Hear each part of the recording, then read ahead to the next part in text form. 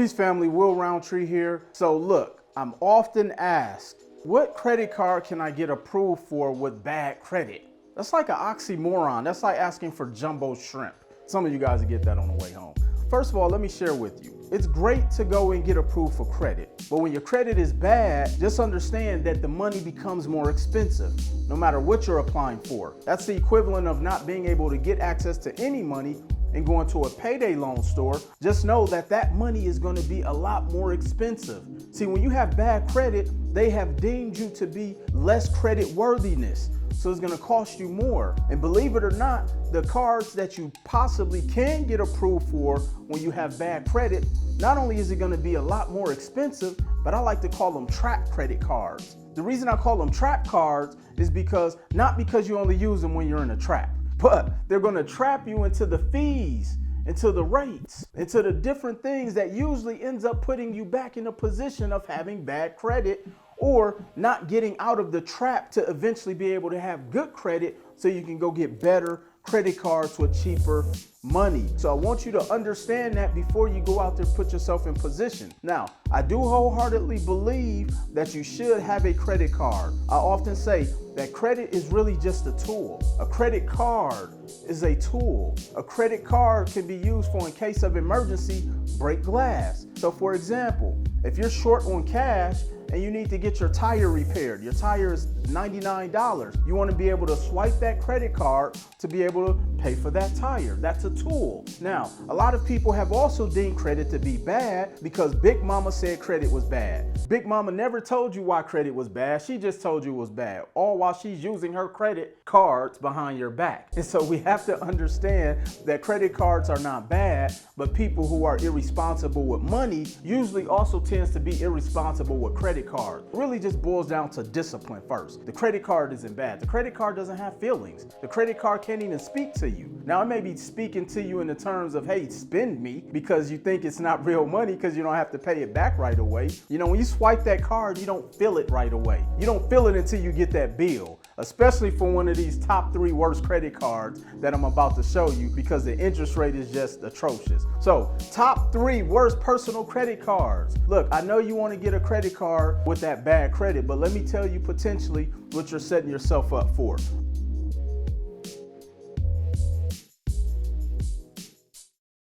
When I say top 3 most worst credit cards, I'm not even talking in a sense of, hey, don't go and apply for these. Just know what you're getting into. Also, if you do decide to go and apply for one of these credit cards, use it just for short-term purposes, meaning you're utilizing it while you're rebuilding your credit, and then once your credit is dense enough, eventually you could cancel one of these cards. Now, there's a certain way you want to do it, because if this is the oldest card you have and you wasn't building or actively reestablishing credit while you had these cards on at the inception of your rebuilding phase, canceling and closing one of those cards could drop your score, especially if it was your oldest account and you didn't build up anything else in between. This is why it's also important to speak with a professional and understanding credit profiles and understanding credit stacking and applying for credit cards. These things are important to know, because I've seen a lot of times people get these cards, cancel them, close them, and then their score drops drastically. So just make sure you do proceed with caution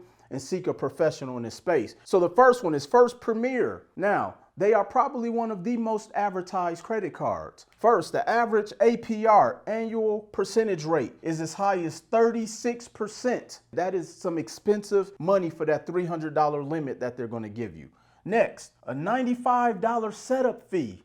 A lot of the times, by the time you get that card, they've already charged you $95 before you even swiped it one time. And then they charge a minimum of $6 per month just for you to hold that card. Now, that actually breaks down to their setup fee that you pay annually, but they break it down monthly. Now, let me tell you why that's dangerous. Because let's say you've paid this card off after having it for 6 months. And you're like, man, I don't have any credit card payments this month. But you forgot, because you set it up to paperless billing, that you have a $6 monthly fee that month. You forget to pay that fee. So guess what? Now your score just dropped over a $6 fee for a credit card, and now you're right back in the 500s. Or you get that late payment because you didn't pay that $6 monthly fee, and now your score is going to be even more difficult to repair.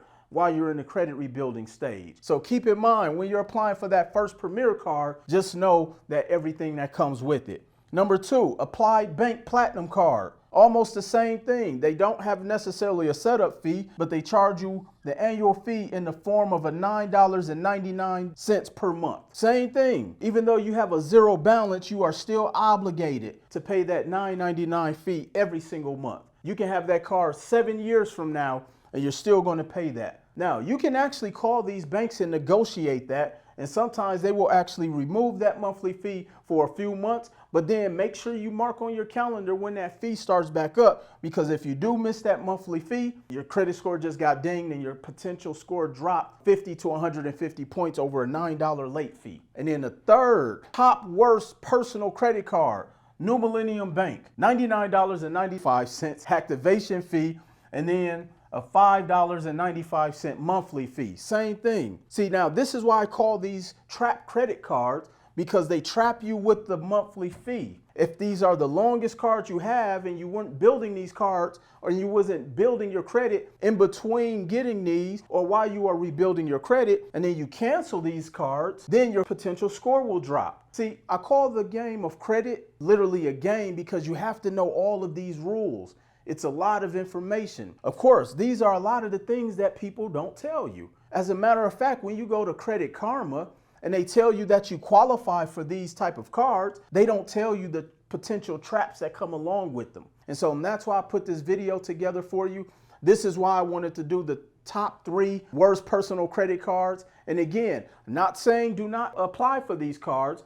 I'm saying to just proceed with caution, know what you're getting into, know you're going to have to budget for those monthly fees, and know that this can be expensive, especially when your budget is already tight. See, these fees can add up. Imagine if you had these 3 cards, you're spending over $20 a month in fees for cards that you're not even using. And this is why I often say bad credit is expensive. So just know that this could be an expensive expense while you're also attempting to rebuild your credit. So hopefully you learned something in this video. What I need you to do is like, comment, share, do all of that below, and make sure in the comments you also let me know some other strategies and credit concepts, whether it's on personal credit or business credit, that you would like to know more information on. So again, my name is Will Roundtree, and I'll see you at the top.